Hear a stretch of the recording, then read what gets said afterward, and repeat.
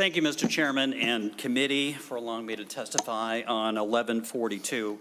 I'm Tim Sullivan. I'm President and CEO of Wright-Hennepin Cooperative Electric Association. We serve western Hennepin County and all of Wright County for about 50,000 members. And as I think all of you know, electric cooperatives are not-for-profit. We're built for and run for those we serve. And collectively, electric cooperatives serve about 85% of the state's landmass, a third of Minnesota consumers, 1.7 million people in all. And on behalf of those members, I ask you to support SF 1142. This bill will return at least some fairness to a net metering system that now allows a few to profit at the expense of the many.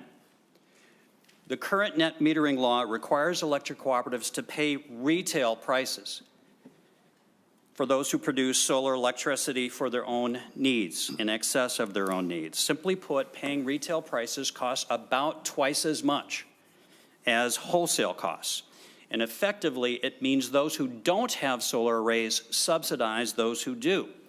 And at Wright-Hennepin in 2024, this cost us about $250,000 a year, which means a direct transfer from 49,000 plus Wright-Hennepin members to just 270 who produce and sell excess solar energy. And statewide, that number climbs to millions of dollars a year.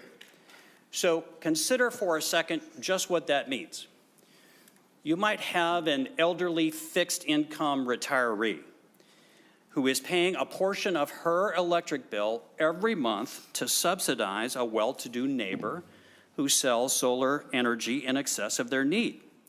And an average new solar system is not cheap. In 2024, it cost $47,000 on average in Wright-Hennepin service territory. That's more than a new car. And an individual member profited $7,500 last year from this policy.